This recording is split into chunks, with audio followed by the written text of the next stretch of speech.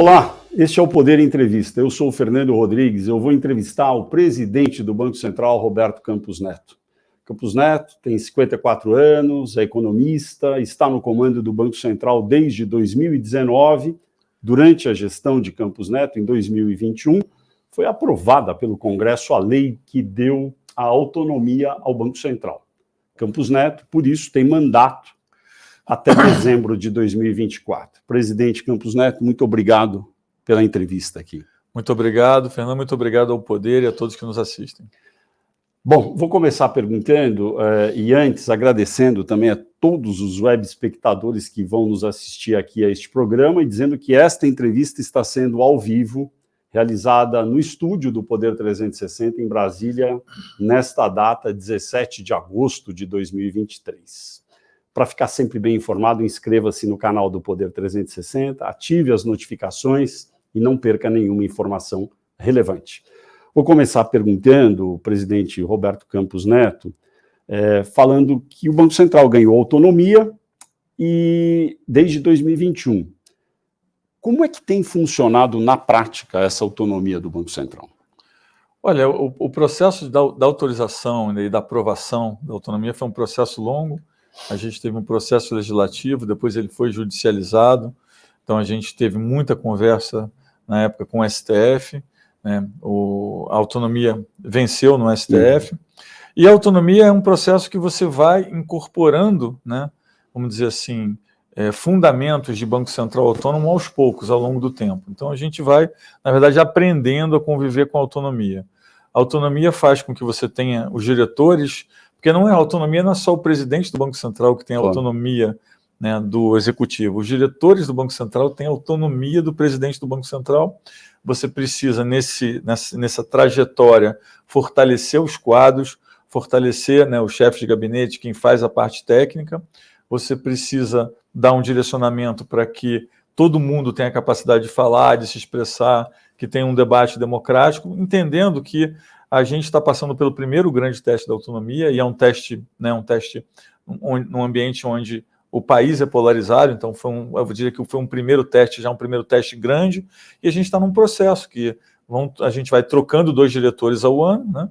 Então você vai incorporando, né, diretores novos, que às vezes têm vertentes de pensamentos novos e que incorporam o debate, mas é importante dizer que a gente está amadurecendo esse processo, e que nesse processo de amadurecimento a gente tem aprendido muito. A gente tem aprendido muito na parte de como fazer os debates, na parte da comunicação. A gente tem aprendido muito sobre a importância de ter também, não só autonomia operacional, mas ter autonomia administrativa e financeira. Isso é uma coisa que, na verdade, meu avô, quando desenhou o Banco Central, já dizia, olha, você precisa ter autonomia operacional, financeira e administrativa, porque se você não tiver uma, se você não tiver as 3, você corre risco de não ter nenhuma. E a que o senhor atribui as dezenas de críticas que o Banco Central recebeu neste ano de 2023, tanto do presidente da República, Luiz Inácio Lula da Silva, de políticos ligados ao governo, de ministros de Estado? Por que o Banco Central, e o senhor, inclusive, foram tão bombardeados neste ano de 2023? Olha, eu acho que a gente vem num processo de polarização. Como você vem com o Banco Central, onde o governo que toma posse não tem um poder imediato de mudar o Banco Central, eu entendo que tem uma naturalidade. A gente sempre disse desde o começo que precisa respeitar o resultado das urnas, a eleição democrática. Entrou um novo presidente que tem, às vezes, opiniões sobre os juros, isso faz parte do processo. O que a gente tenta é mostrar, e eu acho que a história vai mostrar isso através do tempo, que as decisões foram técnicas. Então a gente veio...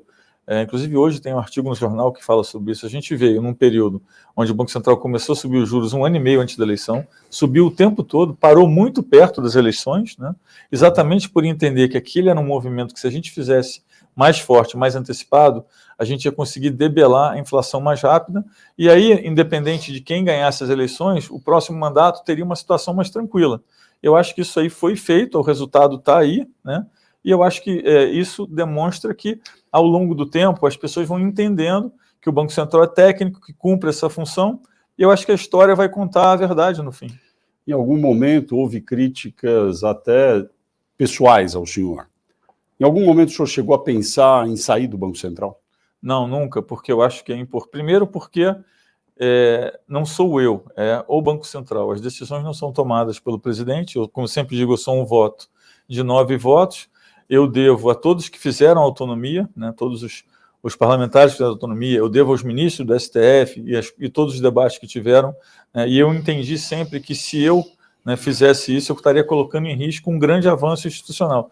Então não era sobre a minha pessoa, era sobre o Banco Central e sobre o avanço institucional que foi feito com a autonomia, que eu entendo que ao longo do tempo, e de novo, a gente está passando pelo primeiro teste, ao longo do tempo as pessoas vão lá em retrospectiva e vão dizer, olha, isso foi uma coisa muito boa que foi feita. A discórdia e a controvérsia toda foi por causa da taxa de juros, a Selic, a taxa básica de juros Selic. No final de 2020, mais ou menos, ela desceu a 2% ao ano. E depois, de lá para cá, até agora, ela estava quase em 14, 13,75, agora teve um corte. Alguns dos seus críticos dizem que a queda lá em 2020 para 2% foi muito drástica e isso acabou obrigando a elevar muito depois. Como é que o senhor responde a essa crítica? Olha, eu respondo dizendo que, em parte, olhando a retrospectiva, o mundo fez uma análise errada da pandemia, incluindo o Brasil.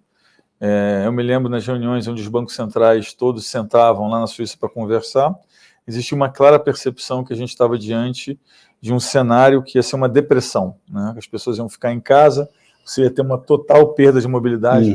Ninguém conseguia quantificar o que significava a perda de mobilidade para o crescimento econômico. Os Estados Unidos fez uma reunião extraordinária para cair juros, a gente lembra disso, inclusive num período onde a gente estava tomando decisão também. A gente não tinha certeza qual era o tamanho da depressão. No final, o que a gente precisa entender é que as ações combinadas dos governos e dos bancos centrais, em termos de fiscal, de política fiscal e monetária, fizeram com que a depressão virasse uma recessão. E aí, como existia uma preparação muito grande para uma coisa que não aconteceu, você ajusta para o novo cenário, né? E foi o que a gente fez. A gente tentou ajustar relativamente rápido, mas vamos lembrar que nós trabalhamos com meta de inflação. E que naquele período onde a inflação, onde a gente colocou, quando o Banco Central colocou a taxa de juros em 2%, e a gente não caiu mais, e a gente fez uma coisa que a gente chama de forward guidance, que é tentar explicar por que a gente não iria cair mais, mas que poderia ficar baixa por muito tempo, teve muita crítica de gente que achava que tinha que cair, inclusive mais na época. Se você olhar na época, você vai ver artigos dessa natureza. E o importante é que quando a gente olhava a inflação esperada na frente, ela estava muito abaixo da meta. E a gente tem uma meta que quando está abaixo, a gente tem que responder da mesma forma que quando está acima. E ela chegou, eu me lembro, a inflação futura negociada no mercado chegou a sair a 1,80, que era muito abaixo. Inclusive o desvio da meta naquela época para baixo é muito maior do que foi para cima depois. Agora, então eu estou entendendo que houve um erro de avaliação do mundo, dos bancos centrais, e olhando em retrospecto hoje, e ser engenheiro de obras feitas é fácil, eu sei, mas olhando para trás, se a gente soubesse tudo o que iria acontecer, talvez não tivesse caído a 2%. É muito difícil, porque você sempre tem a dificuldade de jogar contra o contrafactual. Porque talvez, se tivesse uma percepção que não fosse tão grave, não teria sido feito o que foi feito em tanta intensidade, e aí também você não teria tido uma recuperação tão rápida. É difícil dizer. O que acho que é importante dizer é que vamos dizer assim, no andar do processo de medidas de enfrentamento à pandemia, tanto monetárias quanto fiscais, eu acho que aí sim houve um erro de avaliação vamos dizer assim, do que poderia ser causado colocar tanto dinheiro na economia, globalmente falando, e ao mesmo tempo com uma taxa de juros tão baixa, globalmente falando. Existia uma interpretação de que isso seria suficiente para fazer o mundo recuperar sem causar inflação. Aí acho que teve um erro diagnóstico grande. A gente até tinha uma opinião um pouco diferenciada na saída da pandemia de que o que estava sendo feito era muito grande e ia gerar inflação, mas eu acho que esse é um erro mais fácil de a gente apontar hoje do que o outro. Alguns bancos centrais calibraram de maneira diversa do Banco Central brasileiro. Na sua avaliação, alguns bancos centrais de países desenvolvidos, onde a inflação ainda está muito alta, erraram ao não ter percebido isso mais cedo? É difícil dizer que um outro banco central errou, porque eu não estou ali no sapato, né, de quem está tomando a decisão de outros lugares. sempre tem componentes políticos, tem vários outros tipos de componentes. O que a gente tentou na época, o que a gente tentou enumerar na época é, olha, a gente está colocando 9 trilhões de dólares numa economia de 80 trilhões. Um grande estímulo fiscal. Além disso, a gente está numa taxa de juros que era zero, em alguns lugares estava indo para o negativo, que isso tudo somado vai ter um impacto inflacionário. E aí tinha um tema muito importante, que era o desequilíbrio entre consumos de bens e serviços. Quem acreditava que a inflação ia se reequilibrar naturalmente, acreditava a seguinte tese: as pessoas estão em casa, não estão consumindo serviço, né? E o governo está trazendo transferência, então as pessoas estão comprando bens. Então você tem a inflação de serviços caindo e a inflação de bens subindo. E que quando as pessoas voltassem a ter mobilidade, isso ia se reequilibrar naturalmente e ia fazer com que a inflação que parecia estar subindo por preço de bens fosse voltar ao equilíbrio rapidamente. Isso não aconteceu porque o dinheiro que foi colocado foi muito grande, gerou uma inércia nesse processo de compra de bens. Até hoje, quando a gente olha uma linha de tendência, o consumo de bens, a demanda de bens subiu e ainda não voltou para a linha de tendência. A de serviços caiu e já voltou, a de bens não. E um outro tema é que consumir bens também gera uma demanda por energia maior, porque produzir bens gasta mais energia do que produzir serviços. Então, tudo isso somado gerou esse processo inflacionário, e aí alguns bancos centrais, né, ainda insistiam na tese durante algum tempo que era um problema de oferta e não de demanda. Isso foi muito discutido, é discutido até hoje. Nós tínhamos uma visão que tinha um componente forte de demanda.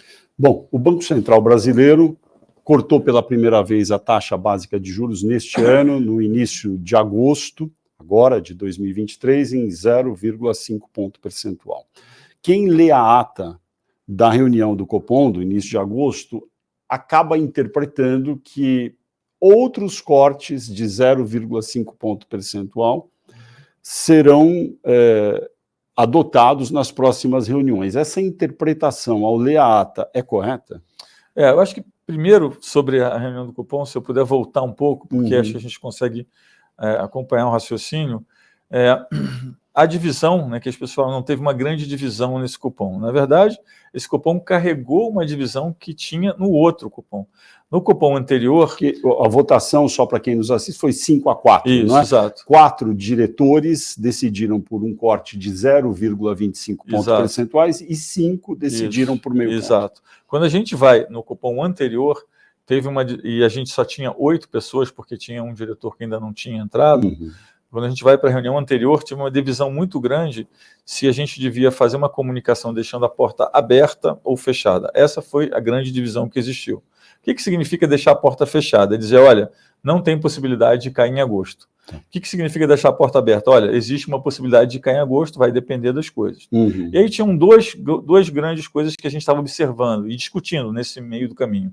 A gente não sabia qual era a meta ainda de inflação e nem o que a nova meta ia gerar em termos de expectativa de inflação no mercado. Porque não havia ainda sido realizada a reunião do CMN, do Conselho Monetário Nacional, que define anualmente as metas de inflação. Exato. E, além disso, na dinâmica de inflação de curto prazo, tinha algumas pessoas que entendiam que a inflação de serviços ia começar a mostrar uma cara melhor e que ia trazer, né, uma expectativa melhor, né, de dinâmica de inflação à frente, e haviam outras pessoas que tinham um pouco mais de dúvida. O que aconteceu entre um Copom e outro foi que foi decidida a meta de 3%, a expectativa de inflação caiu de 3,8%, 3,9% para 3,5%, ficou mais perto da meta, e, de novo, algumas pessoas achavam que mesmo tomando a decisão de 3%, que a expectativa não ia cair, e ela acabou caindo, e a dinâmica de inflação se mostrou um pouco melhor, não foi uma grande mudança, mas se mostrou um pouco melhor. Então, quando a gente vai para o último Copom, na verdade você carrega uma divisão. Quem queria deixar a porta fechada, naturalmente poderia falar, não, então eu vou votar por 0 porque eu deixei a porta fechada. Como tiveram algumas mudanças ao longo do caminho, essas pessoas que queriam deixar a porta fechada votaram por 25, e as pessoas que queriam deixar a porta aberta, né, entendiam que já existiam condições para iniciar um ciclo com um ritmo de 50. Entendi. E o que foi unânime foi, olha, 50 é um ritmo apropriado, e a gente entende que a barreira, ou a barra, né, vamos dizer assim, para você aumentar o ritmo, ela é bastante alta. A gente enxerga aqui um ciclo onde o ritmo de 50 é apropriado, então termino aqui respondendo a sua pergunta. Ou seja, é adequada, é correta a interpretação de quem lê a ata, isso, que nas próximas reuniões há uma porta aberta, para usar a sua expressão, para que sejam repetidos esses cortes dessa magnitude. Isso, o que a gente quis dizer... Claro, obviamente que vai ter que analisar na data, mas... o que a gente quis dizer é que a barra para fazer alguma coisa ou acima dos 50 ou abaixo, ela é alta. e a gente tenta explicar que tipo de coisas que nós estamos olhando. Nós estamos olhando a expectativa de inflação, nós estamos olhando a dinâmica de inflação corrente, estamos olhando o hiato, que é a capacidade do país crescer sem gerar inflação. Então, a gente está dizendo que a barra é alta para mudar, né, esse ritmo de 50, tanto para cima quanto para baixo. O senhor, na reunião anterior a essa de agosto, votou pela porta aberta, naquele Sim, caso, e isso explicaria, então, a razão pela qual o senhor votou também por 0,50, um corte maior do que 0,25. Exatamente. Entendi. Queria falar um pouco sobre economia internacional, porque, enfim, mundo globalizado cada vez mais e tudo impacta no Brasil. A China talvez não cresça os 5% que o país tem dito que vai crescer este ano, 5% do PIB. Lembrando que a China cresceu a taxas, desculpa o trocadilho, chinesas, né, de 10%, 11% durante muito tempo. Então vai crescer metade do que crescia, já tendo crescido menos em anos anteriores. Países desenvolvidos seguem tendo um problema de inflação ainda alta. A Europa ainda sente o impacto disso tudo e ainda teve a guerra da Ucrânia, que ainda está em curso. O petróleo tem também alta de preços no mercado internacional. De que maneira esse cenário internacional impacta no Brasil e vai impedir medidas do Banco Central para reduzir mais ainda a taxa de juros e outras? Não, o impacto, um cenário internacional relevante, e a gente tem visto várias coisas que estão acontecendo ao mesmo tempo. Vamos tentar enumerar elas por importância. A China é sempre muito importante para o Brasil, e a China é muito importante para o mundo emergente. Sempre tem aquela frase: quando a China pega um resfriado, o mundo emergente pega, né? Quando a China espirra, o mundo emergente pega um resfriado. O que a gente viu na China recentemente foi algumas coisas que aconteceram ao mesmo tempo. Primeiro, a gente viu uma desaceleração no crescimento, um pouco acima do esperado. A gente viu um número de deflação que foi completamente inesperado. E a gente começa a ver também, na parte conjuntural, na parte mais de curto prazo, que algumas empresas grandes ligadas à parte imobiliária começaram a não fazer pagamentos, começaram a entrar em uma situação falimentar.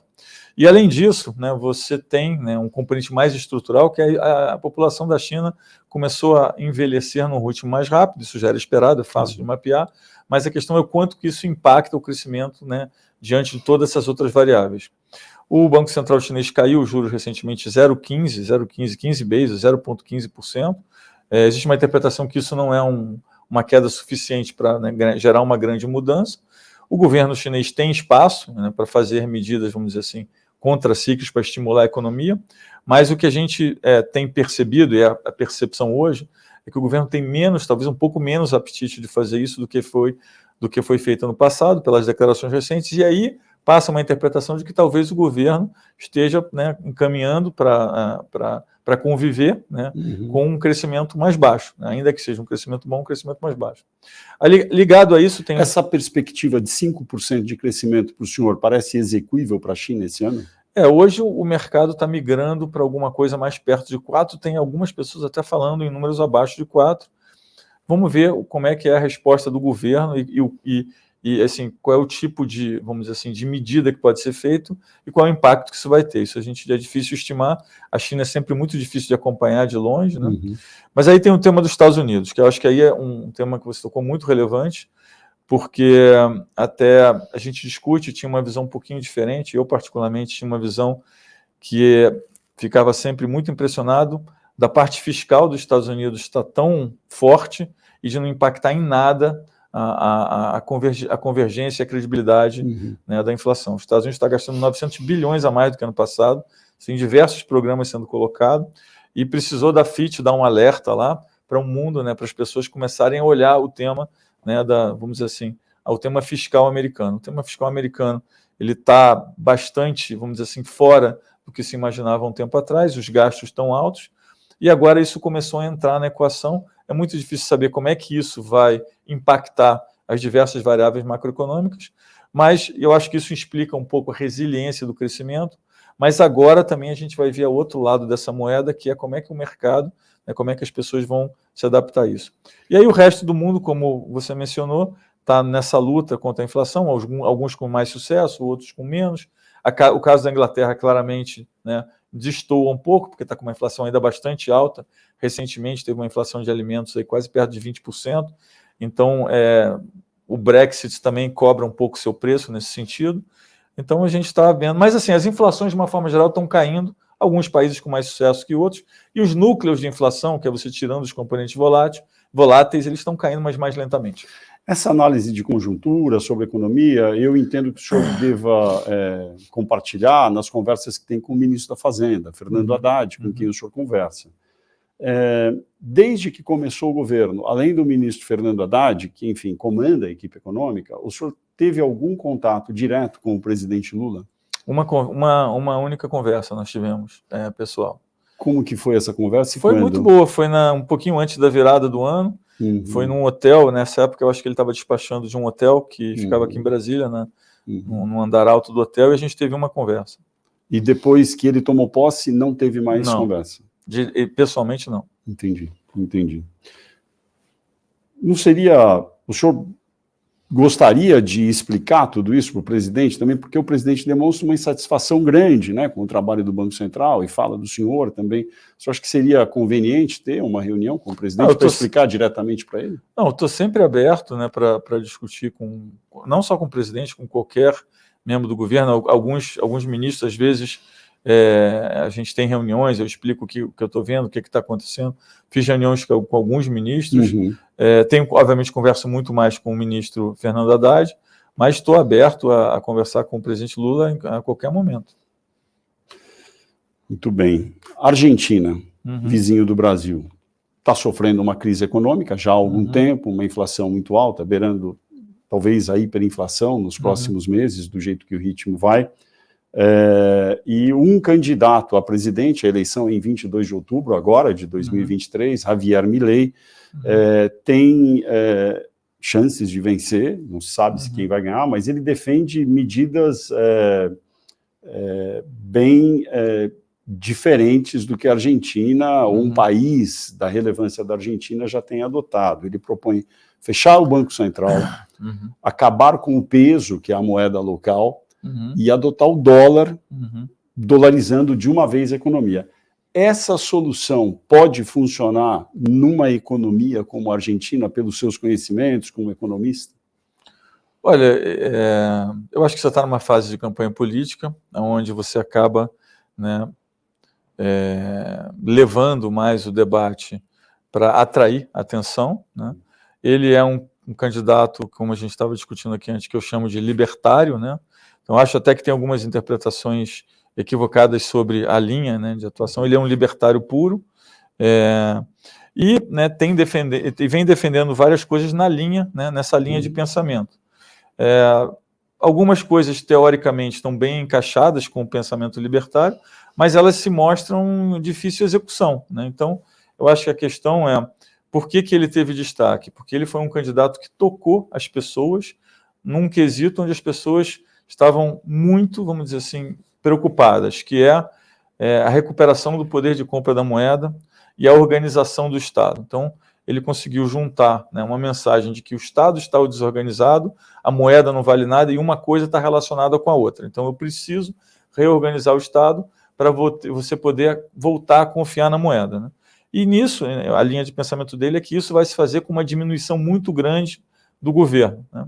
A questão é como fazer isso na prática. Então, eu vou dolarizar. Bom, para dolarizar, eu preciso ter dólares.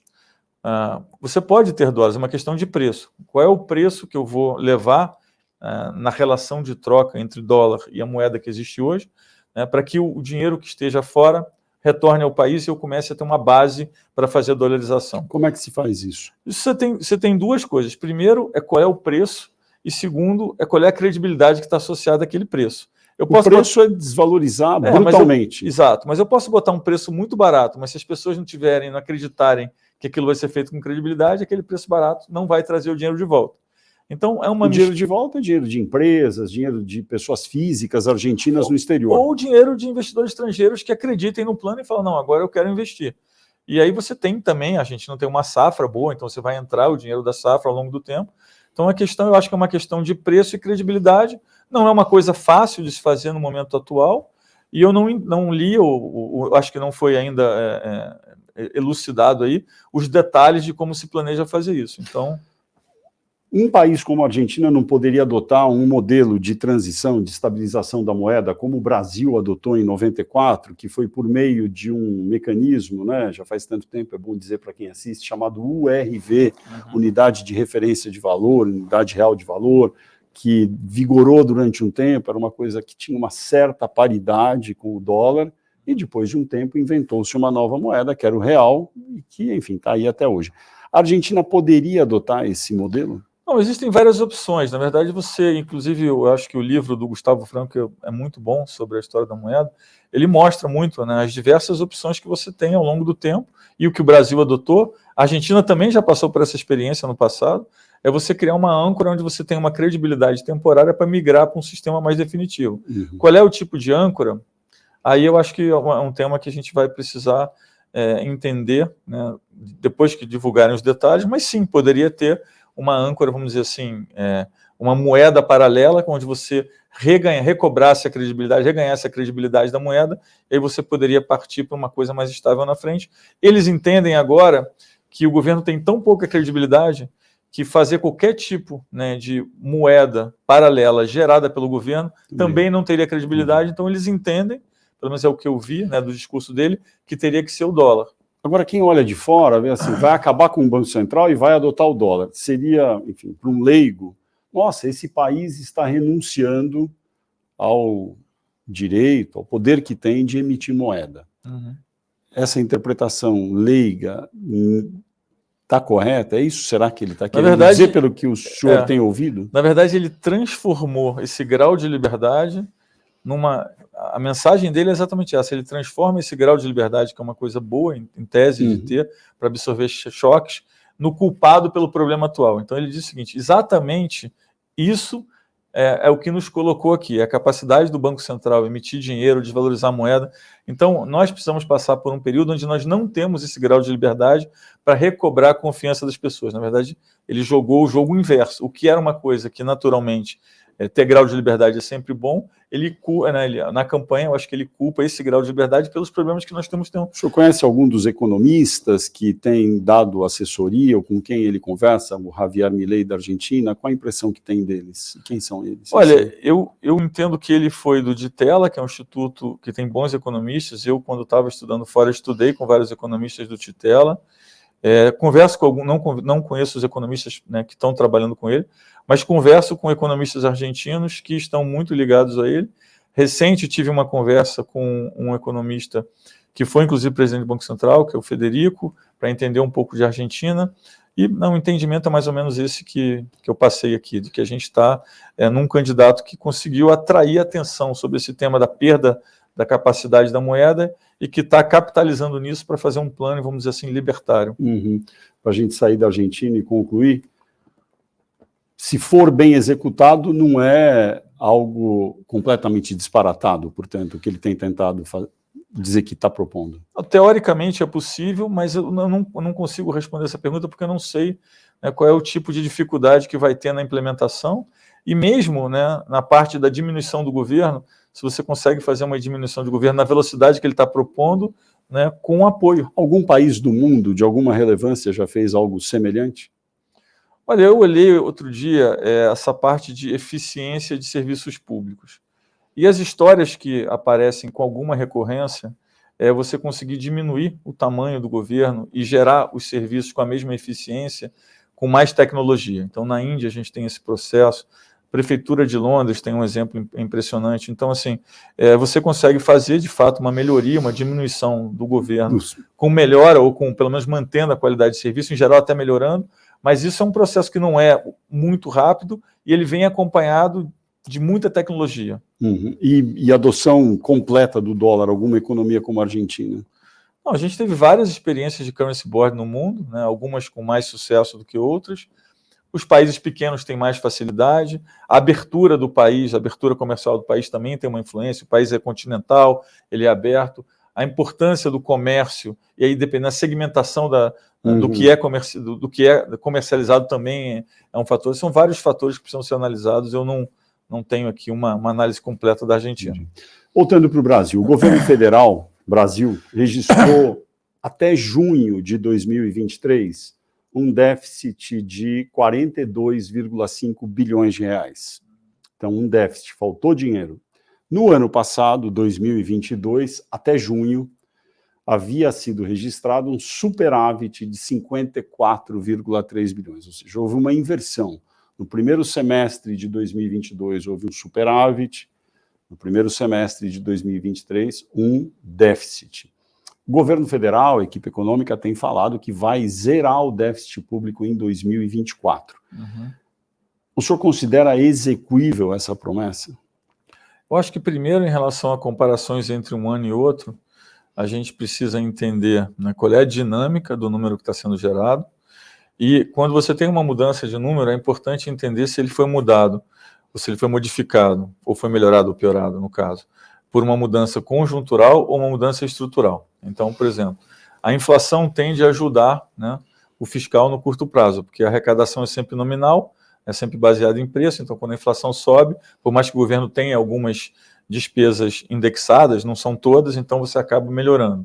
Então você, quando vem de um ano com inflação mais alta, você tem uma melhora. Sim. Teve também alguns fatores que foram, vamos dizer assim, conjunturais, como, por exemplo, congelamento do funcionalismo. Você, obviamente, consegue fazer isso durante um tempo, mas depois você não é estrutural, você tem que recuperar.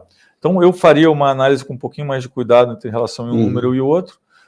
O que é, eu acho que relevante no caso do Brasil, e que precisa ser endereçado, e não é desse governo, não é do outro governo, é uma coisa que vem já de muito tempo, é que nós temos um crescimento de gastos em termos reais que é relativamente alto comparado com o mundo emergente, né, e comparado, inclusive, com o que está acontecendo, o que está sendo projetado para o mundo desenvolvido.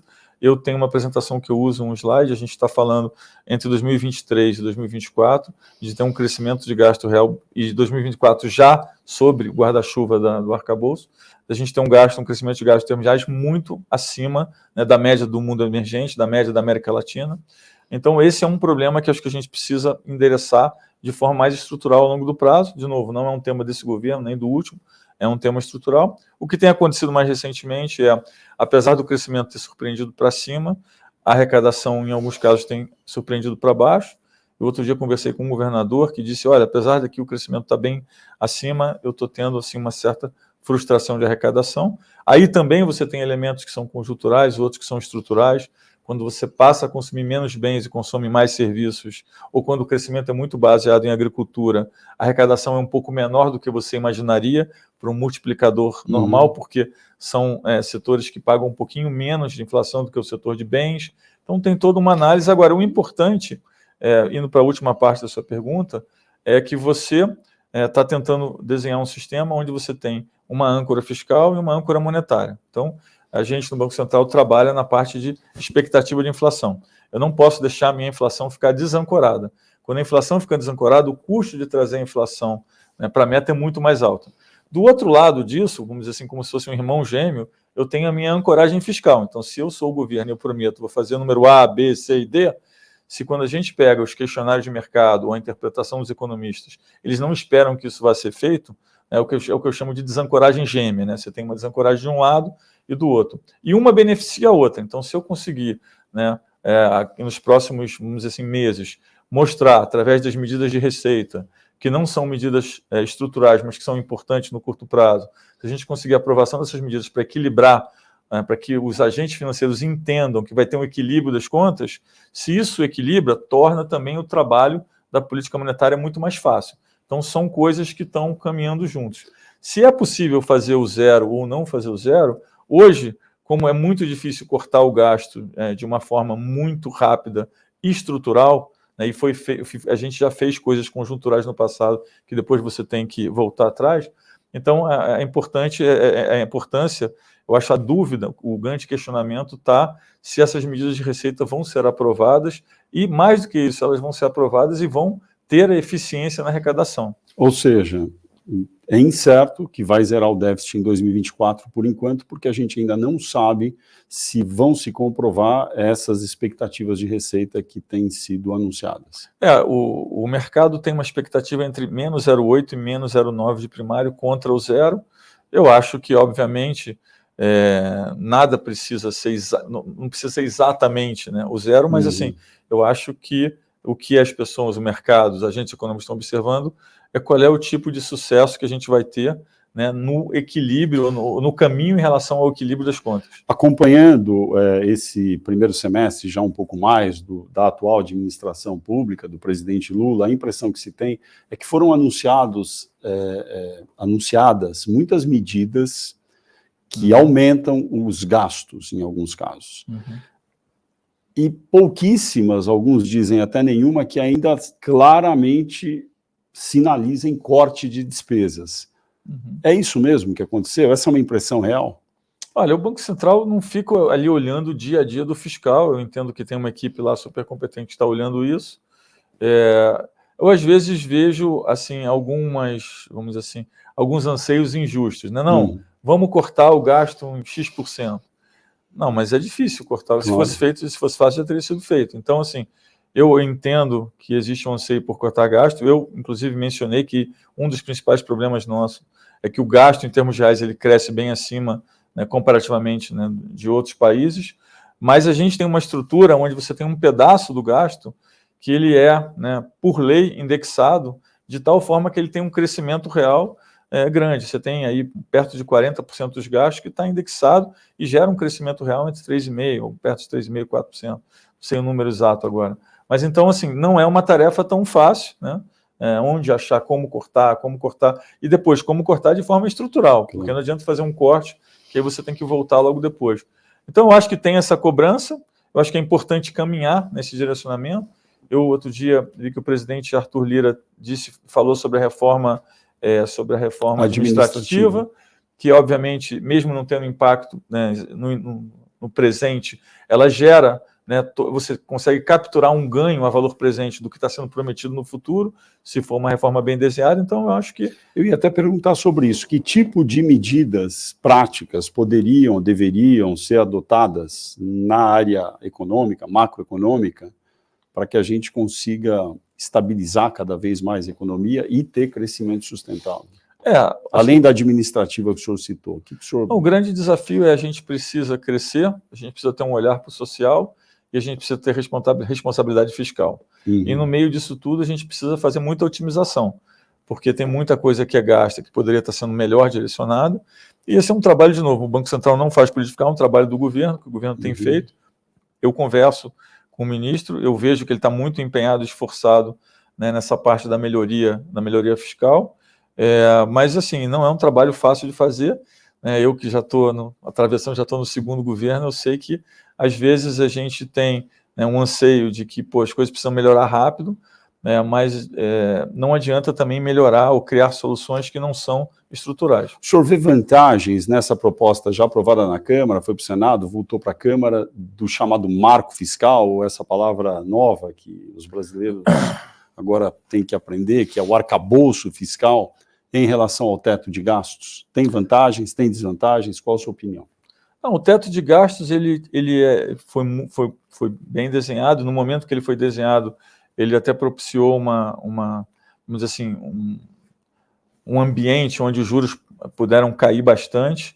Ele foi acompanhado de outras medidas e de um discurso muito unificado do governo em torno de uma disciplina fiscal. O problema que ele tinha é que, como eu disse anteriormente, você tem um pedaço da despesa que, por lei, ele cresce em termos reais a um nível que é perto entre 3%, 3,5%, 4%. E aí, se você quiser manter gastos reais em zero, e você tem um pedaço que cresce e, por lei, acima de zero, o resto tem que ser abaixo de zero. E aí a questão é que, até um exemplo que o ministro Paulo Guedes usava, que é você coloca o teto, mas o chão vai subindo, né? Então você fica amassado entre o chão e o teto. Isso de fato acontecia. Então acho que teve um redesenho levando isso em consideração. E eu acho que ao longo do tempo o importante é essa parte que ela é indexada e cresce em termos reais por lei. Será que alguma coisa poderia ser feita nisso para melhorar a dinâmica? De novo, não é uma tarefa do Banco Central, que eu estou entrando num tema que é mais do governo, mas assim, essa parte de percepção de estabilidade fiscal e estabilidade monetária, elas andam muito em conjunto. O senhor falou recentemente sobre a necessidade de acabar ou melhorar, ou enfim, dar alguma decisão sobre o crédito rotativo dos cartões de crédito, que praticam taxas de juros altíssimas. No meio da proposta também tem a possibilidade de acabar ou mudar, de alguma forma, aquela modalidade de vendas muito conhecida do brasileiro, que é o parcelamento sem juros, X vezes, 10 vezes sem juros, comprando com o cartão de crédito. Esse tipo de venda é muito comum, muito popular nas famílias brasileiras. Não é? A gente estava falando um pouco aqui antes que 40% é no cartão e 2/3 disso com esse tal parcelamento, vamos dizer, sem juros. Como é que dá para fazer isso sem ter um impacto na vida dos consumidores mais, enfim, pobres? Olha, a gente primeiro tem que diagnosticar o problema, né? Então a gente veio, né, de um sistema onde a gente tinha um cheque predatado, e era a forma, né, de fazer isso no passado. O cheque predatado se transformou, vamos dizer assim, num parcelado sem juros no cartão. O cartão foi ganhando, né, mais a adesão das pessoas. O cheque predatado, quando você dava vários cheques, o risco acabava sendo do lojista de ter algum cheque sem fundo em algum momento no futuro. Quando foi feito a mudança disso para o parcelado sem juros, você transferiu o risco, né, que era do lojista para o emissor, ou seja, o emissor acabou tendo esse risco. E esse foi um mercado que veio crescendo ao longo do tempo. Então, hoje, 40% do consumo é cartão de crédito. Do 40% do consumo que é cartão de crédito, você tem 15% que é sem juros, ou seja, pega o 40% do consumo e transforma isso em massa de crédito. Então, do total que existe de crédito, 20% está ligado ao cartão de crédito. Do 20%, 15% é sem juros e 5% é com juros. Então, hoje a massa de crédito em parcelado sem juros é 3 vezes maior do que o que tem juros, tanto o rotativo quanto o parcelamento pós-rotativo. Então, isso ficou bastante grande. Aliado a isso, você teve um outro problema, que a emissão de cartões cresceu muito rapidamente. Você sai de um número perto de 100 milhões de cartões para um número perto de 220 milhões de cartões, numa velocidade muito grande. Inclusive, eu comparei com outros países e a nossa velocidade foi bem acima, né, de qualquer outro país. Então, você tem aliado esses dois fatos, ou seja, você tem mais cartões, e esses cartões novos têm essa capacidade de fazer o parcelamento sem juros, e aí você tem uma inadimplência muito grande em quem não paga as parcelas ou quem vai para o rotativo, um pouco acontece dos dois lados.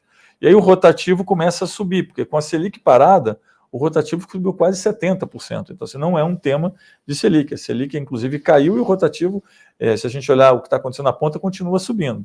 Você teve novos entrantes nesse mundo de cartões, principalmente ligados ao varejo, que emitiram muitos cartões, entendiam que isso ia fidelizar o cliente, e no final das contas isso gerou também uma inadimplência grande. A gente tem alguns emissores que são, vamos dizer assim, entrantes no mercado mais tardios, que têm taxas de inadimplência acima de 60%, 65%, né? E você tem uma equação difícil de equilibrar. De um lado você tem que entender... Como resolve? Então, de um lado você entende que o parcelado sem juros é muito importante para o consumo, e ninguém propôs em nenhum momento acabar com o parcelado. A ideia que estava sendo proposta, que estava sendo discutida, né, era como é que eu posso fazer para que isso não continue crescendo de forma desenfreada, ou seja, tenha um desincentivo marginal, né, ao parcelamento muito longo, alguma coisa assim.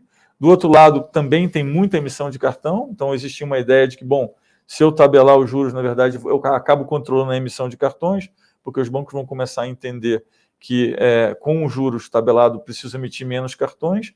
Tem várias soluções sendo discutidas. Eu acho que não tem uma solução tomada. Não, o banco, isso é uma solução que provavelmente vai passar pelo CMNE. O Banco Central é um voto de 3. Eu tenho conversado com a Fazenda, tenho conversado com os setores. Alguns setores expressam muita preocupação com o que aconteceria na vida das pessoas se não tivesse parcelado sem juros, e eu entendo isso.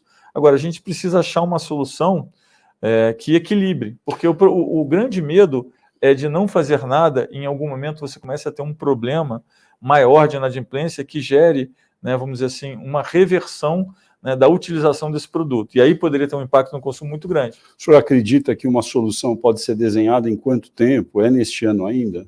Eu entendo que tem um projeto que obriga o desenho em 90 dias. Eu não vi o formato final do projeto, nem o texto, que obriga que seja feita alguma coisa em 90 dias. As equipes estão discutindo, inclusive com os setores, a gente discute com o varejo, a gente discute recentemente discutindo com o setor de bares e restaurantes, que é enorme, discutindo com todos os setores, porque nada ninguém quer fazer nada que tenha um impacto abrupto ou que tenha algum impacto vamos dizer assim, no consumo. É importante entender que esse é um instrumento que é utilizado, ele já vem crescendo há muito tempo e ninguém quer criar nenhum tipo de ruptura, né, que possa causar um impacto para as pessoas. E o Banco Central, o Ministério da Fazenda, no seu entender, vão trabalhar para que o Congresso entenda qual é a melhor saída? O que o senhor tem sentido do clima a respeito disso, para encaminhar essa solução? Não, assim, o Banco Central ele fornece o aspecto técnico, né? O Congresso vê qual é a viabilidade, né, política daquilo, e o Ministério da Fazenda está trabalhando, vamos dizer assim, numa ligação entre o que é o puro técnico e que é o técnico viável de ser aprovado no Congresso. A extinção em si do rotativo, digamos, extinguir o rotativo, ela seria suficiente para demover o Congresso de criar um cap da taxa de juros, nesse caso do rotativo? O rotativo ele tem um prazo médio muito pequenininho, né? O rotativo tem um prazo médio de 11 dias, ou seja, a pessoa às vezes quer atrasar um cartão ali e tal. E você tem uma taxa de 2%, que poucas pessoas, né, percebem. Então, se eu atraso a minha conta, além de pagar os juros por aqueles dias, eu pago uma taxa de 2%. Então, isso está implícito. Então, a questão é como reequilibrar isso, né, de uma forma que as pessoas, né, não percam o poder de compra, ou seja, que você não afete o consumo. Eu não posso adiantar uma solução porque não é só o Banco Central, a gente está trabalhando. Eu acho que precisa achar um reequilíbrio, vai passar por um lado técnico, por um lado político e por um lado que vai conectar o técnico ao político, mas acho que hoje não foi tomada nenhuma decisão. Tem uma questão muito cultural, não é? Desde a época que existiam os cheques impressos, que se fazia cheque pré-datado, essa compra parcelada, vamos dizer, sem juros. Qual é o caminho para desconstruir, inclusive do ponto de vista cultural, essa necessidade que o consumo tem de usar a modalidade do parcelado sem juros? Olha, eu acho que isso é uma coisa que vai acontecer lentamente, né? Vai acontecendo lentamente. Mas o que a gente tem visto no passado é que o número de parcelas tem crescido. E você, principalmente na parte de bens duráveis, você tem parcelamentos mais longos. Então, não é que você está... Aumentou de quanto para quanto? Tem esse dado? É muito segmentado, mas na parte de linha branca é comum você ter mais de 10 parcelas. E não era tão comum no passado. Entendi. Em alguns outros setores são menos parcelas. Entendi. O juro hoje no Brasil, ele é alto para o consumidor por causa da inadimplência só ou tem outros fatores? Não, tem vários outros fatores. A inadimplência é alta, né? Aí no cartões especificamente ela é muito alta.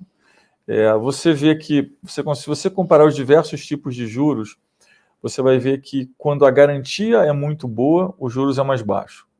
Ou seja, consignado, menor juros. Eu tenho uma garantia que eu consigo, né, capturar ali a folha de salário. Aí eu tenho uma garantia boa, um imóvel, ou eu compro um carro e coloco o carro em garantia. Então, quanto melhor a garantia, mais baixo é os juros, e quanto pior a percepção de garantia, mais alto é os juros. Então, se a gente conseguir melhorar, né, a transparência, a divisibilidade, né, e vamos dizer assim, a segurança em relação ao uso de garantias, melhora. Um outro tema que é super importante é a recuperação de crédito. Eu mostro sempre nas apresentações que eu faço que o Brasil tem uma recuperação de crédito de 18%, que, se não me engano, é pior que Venezuela, Burundi, Zimbábue e Haiti. O resto dos países, basicamente, é melhor. Recuperam mais. Então, na verdade, quando o crédito fica inadimplido, você quase não consegue recuperar. Parte da explicação de por que isso acontece, acho que é grande parte, mas não é tudo, é que no Brasil o processo de recuperação de crédito ele é judicial, não é extrajudicial. Então ele é longo, demorado. Então o que a gente percebe na prática, eu já tive do outro lado, né, trabalhando em um banco, é que quando o valor é pequeno, às vezes o banco nem tenta recuperar, porque o custo de recuperar o crédito é maior do que o que você pode recuperar. Então isso afeta muito essa média de recuperação de crédito, porque o processo é custoso, é lento, tem às vezes várias instâncias. Então isso é um problema. Então você tem a parte, vamos dizer assim, de recuperação de crédito, tem a parte de custos ligados à operação de crédito, que no Brasil é um pouquinho mais alto, tem a parte tributária também, mas eu diria que hoje, se a gente conseguisse endereçar esse tema de recuperação de crédito, seria uma boa melhora em termos de redução de spread. Será que os bancos não ficaram acostumados no Brasil, porque tiveram, enfim, a população sofreu, mas na época da hiperinflação, da inflação alta, os bancos tiveram, enfim, um Eldorado aqui para ganhar dinheiro, em certa medida, durante algum tempo, desinteressados em criar mecanismos para recuperar esse tipo de crédito que está inadimplente? Olha, eu acho que os bancos passam por adaptação nos seus balanços constantemente. Você veio de uma época que o negócio do banco era financiar o governo. Era um bom negócio financiar o governo. Se você olhar mais tempo atrás, você vai ver que o coração do banco era as mesas de open market, que você financiava o governo não conseguia emitir dívida longa. Eu vivi essa época, né? Na época, meu pai tinha uma corretora, eu ia lá na mesa de open market, demorei um pouco a entender o que era financiar a dívida do governo no dia, né? Um dia após o outro. Overnight. O overnight, e era uma operação que, né, rentabilizou durante muito tempo os bancos. O perfil da dívida do governo foi melhorando, foi ficando mais longo, você começou a ter as pessoas comprando dívida de governo, os fundos começaram a surgir, os bancos se reinventaram, eles começaram a entender que não vão viver mais de financiar o governo e tem, de fato, que financiar o setor produtivo. Isso é excelente.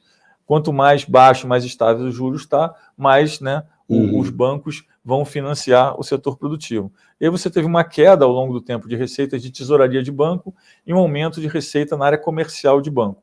Aí você tem, né, isso. Aí você teve uma segunda fase, que é uma segunda fase que eu acho que acelerou muito desde 2017 para cá, que é a fase do estímulo ao mercado de capitais. Eu sempre digo, o mercado de capitais é super democratizante. Toda vez que a gente fazia essas reuniões para falar sobre medidas para o mercado de capitais, as pessoas falavam, não, é uma pessoa da Faria Lima, é isso e tal. E, na verdade, é exatamente o contrário. Por quê? Isso é importante que as pessoas que estão assistindo entendam isso. Se eu tenho um mercado de capitais muito pujante e eu sou uma grande empresa, eu passo a ter acesso direto ao mercado de capitais. Se eu tenho acesso direto ao mercado de capitais, o balanço dos bancos vai sobrar um espaço que hoje ele está destinando para as grandes empresas. Quanto mais empresas forem direto para o mercado, as empresas grandes e médias forem para o mercado de capitais, mais vai sobrar espaço no balanço dos bancos. E essa foi uma adaptação que os bancos fizeram nos últimos anos, que foi, eu tenho menos grandes empresas, aí o que eu faço? Eu tenho que ter mais pequenas, médias, eu preciso ter microempresas, eu preciso fazer outros tipos de atividade onde o mercado de capitais não alcança. Então, o mercado de capitais é muito democratizante, porque, no final das contas, ele faz com que os bancos tenham que olhar mais para os menores. Vamos falar do Pix aí, sobre falar dos menores. O Pix é um sucesso absoluto, as pessoas físicas a cada mês usam mais o Pix. Existe alguma forma, e ele é gratuito, né? As pessoas usam e não pagam nada, antigamente pagavam por essas transferências. É possível criar uma modalidade gratuita de Pix para as empresas? Olha, o Pix tem um custo, obviamente, para os bancos, claro, mas a gente entendia que o Pix é parte de um processo de digitalização da intermediação financeira. Então, hoje a gente consegue ver as coisas mais, os blocos mais coordenados. Então, o plano sempre foi olhar para tudo isso de forma coordenada. Então, primeiro, a gente precisava de um trilho universal onde as pessoas se adaptassem à digitalização da intermediação financeira. É muito fácil fazer isso com pagamento instantâneo. Então, o Pix entrou, uma adesão muito grande. Na sexta-feira retrasada, teve 142 milhões de operações em um dia, foi um novo recorde. E a gente começa a ver que o Pix é uma plataforma que ele é programável. Então, você abre espaço para fazer outros produtos. Então, primeiro você tem aquele trilho universal com várias pessoas trafegando nele. Mas aí a gente queria fazer com que isso gerasse competição no sistema bancário. Como é que você faz isso? Você joga o Open Finance junto do Pix. O que é o Open Finance? É você poder compartilhar dados de todas as instituições financeiras e fazer portabilidade e comparabilidade imediata. Então, você tem agora um trilho universal e tem um elemento de comparar os diversos produtos e serviços do sistema financeiro. E depois um outro bloco... Basicamente, para quem nos vê, o Open Finance vai permitir que uma pessoa que tem conta no banco A compare em tempo real se é melhor tirar aquela conta que ele tem, aquela aplicação no banco A para o banco B, faz em segundos, como se fosse um Pix.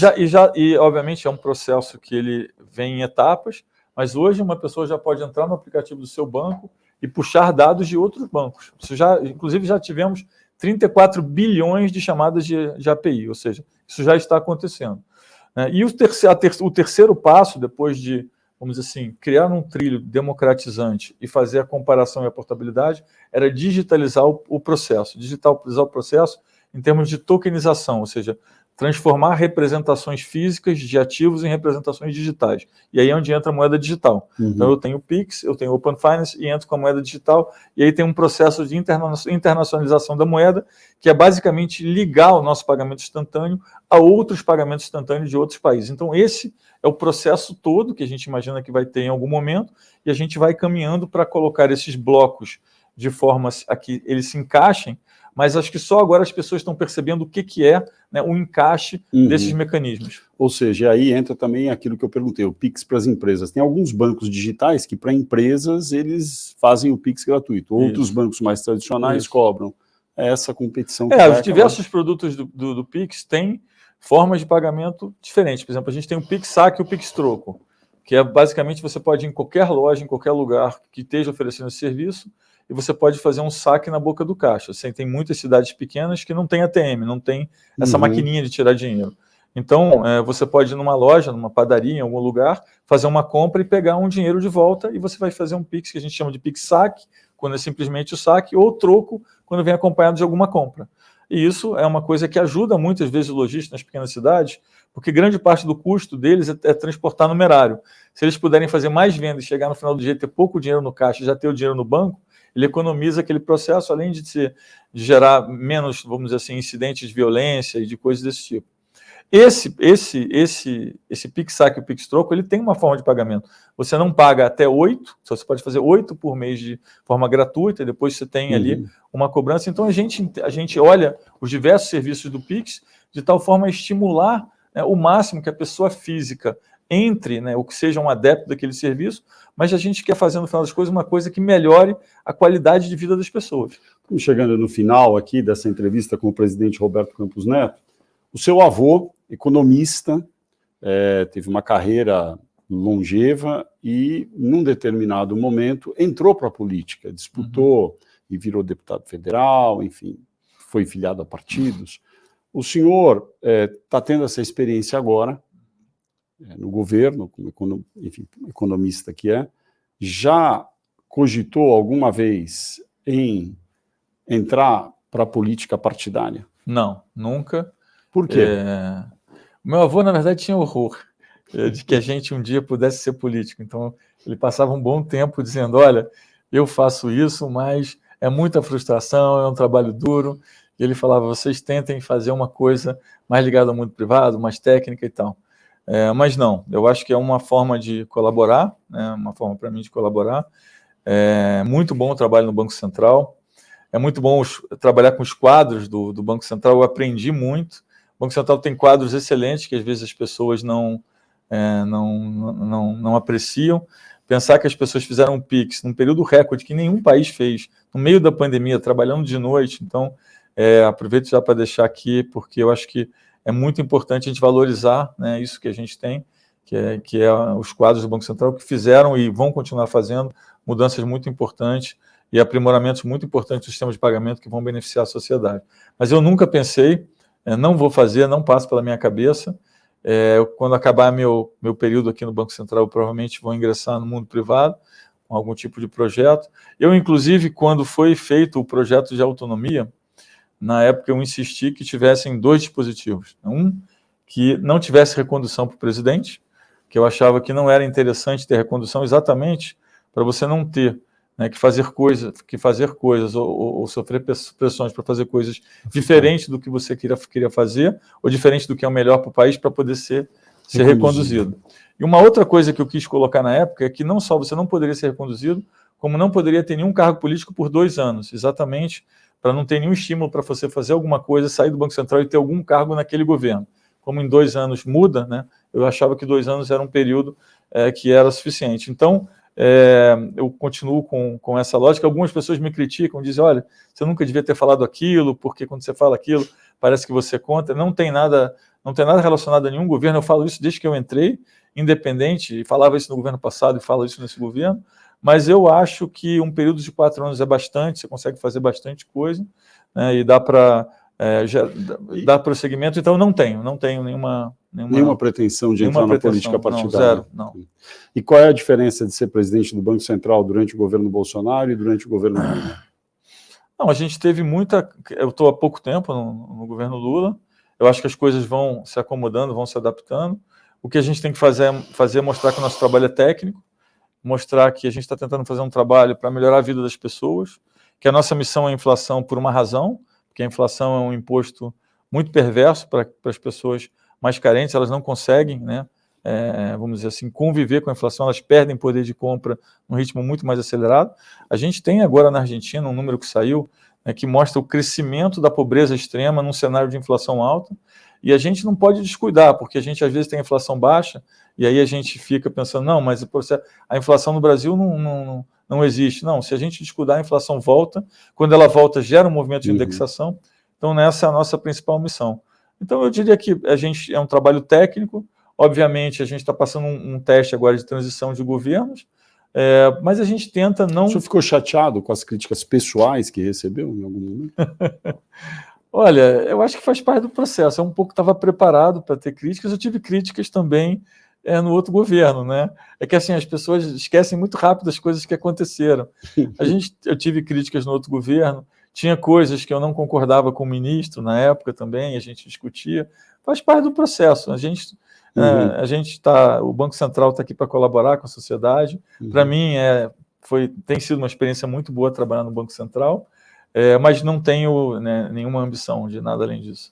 Muito bem. Então está chegando ao final esta edição do Poder Entrevista, e em nome do jornal digital Poder 360, eu gostaria de agradecer ao presidente do Banco Central, Roberto Campos Neto. Muito obrigado. Muito obrigado, Fernando. Obrigado a todos que nos assistem. E eu agradeço também a todos os web espectadores que assistiram a este programa. Esta entrevista foi realizada ao vivo aqui em Brasília, no Estúdio do Poder, em 17 de agosto de 2023. Para ficar sempre bem informado, inscreva-se no canal do Poder 360, ative as notificações e não perca nenhuma informação relevante. Muito obrigado e até a próxima.